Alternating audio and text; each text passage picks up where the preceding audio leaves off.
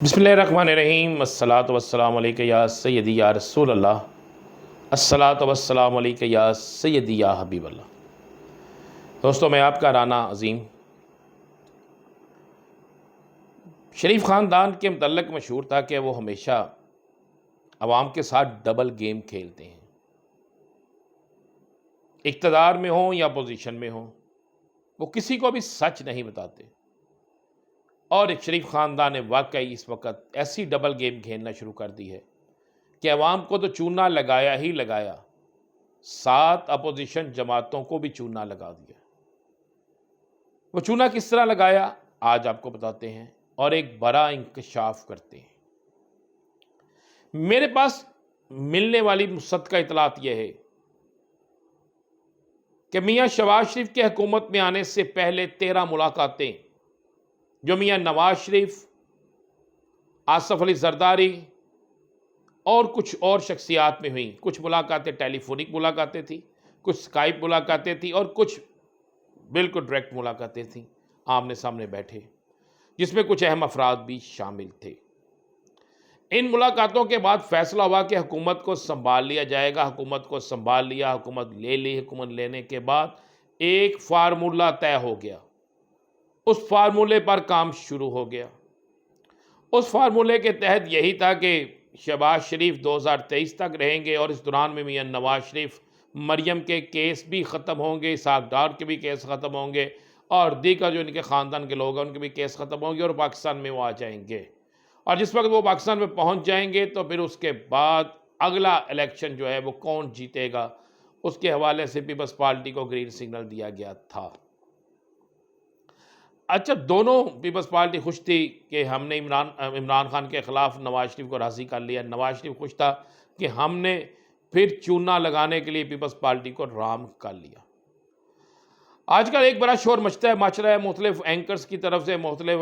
T V channels کی طرف سے کہ میاں نواز شریف موجودہ حکومت کی کارکردگی سے سخت نالاں ہیں اور نواز شریف کسی صورت میں حکومت لینا نہیں چاہتے تھے۔ میں آج آپ کو بتاتا ہوں کہ نواز شریف ہی ہر صورت میں حکومت لینا چاہتے تھے اور نواز شریف کسی صورت میں بھی حکومت کی ان پالیسیوں سے نالاں نہیں ہیں۔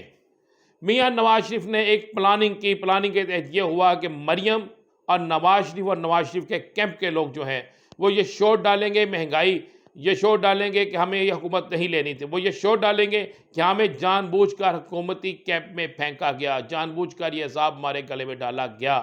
اور شہباز شریف اس پر خاموشی اختیار کریں گے۔ شہباز شریف کیمپ جو ہے وہ یہی کہے گا نہیں بالکل ٹھیک ہے جی، ہم تو ملک بچانے نکلے ہیں، ہم سیاست قربان کر رہے ہیں لیکن ملک بچانے نکلے ہیں۔ یہ باقاعدہ ایک پلاننگ کے ساتھ ہوا اور یہی چونا جو عوام کو لگاتے ہیں، یہی چونا انہوں نے اپنی اتحادی جماعتوں یعنی پیپلز پارٹی کو بھی یہی چونا لگانا شروع کر دیا۔ یہی چونا مولانا فضل الرحمان کو بھی لگ رہا ہے، یہی ANP کو بھی لگ رہا ہے، یہی اختر مینگل کو بھی لگ رہا ہے، یہی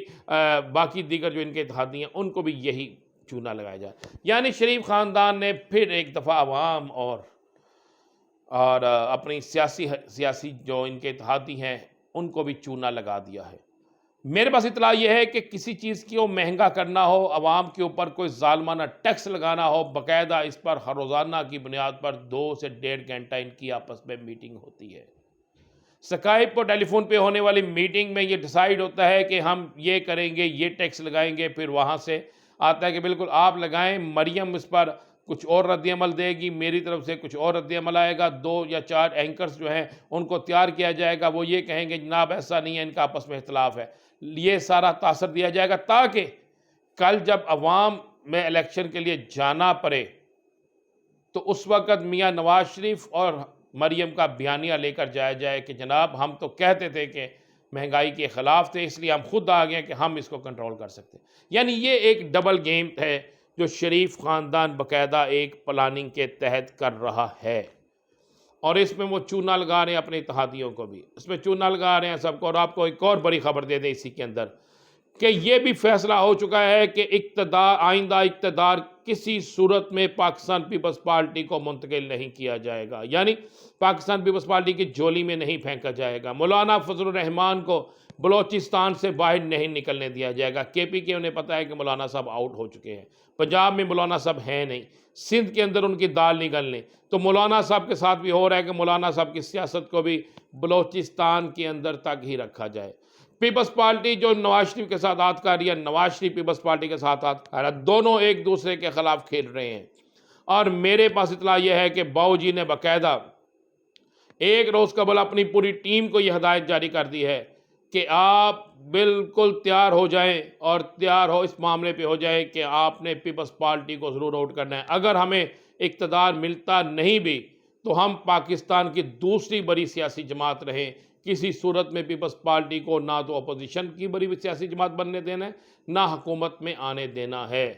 یعنی ایک اتنا بڑا کھیل آپس میں یہ کھیل رہے ہیں، ایک دوسرے کو چونا لگا رہے ہیں، اور یہ چونا اس قدر لگا رہے ہیں کہ سارے ایک دوسرے کو بیوقوف بنا رہے ہیں۔ اس میں سب سے زیادہ رگڑا جو لگ رہا ہے وہ ان کے ساتھ دیگر سیاسی جماعتوں کو لگ رہا ہے، یعنی مولانا فضل الرحمان، ANP، آفتاب شیر پاؤ، اسی کی طرح چکزئی، محمود چکزئی، اختر مینگل۔ میں آپ کو بڑی خبر بتا دوں کہ اختر مینگل کے کسی ایک کام کو بھی نہ کرنے کا فیصلہ کیا گیا ہے۔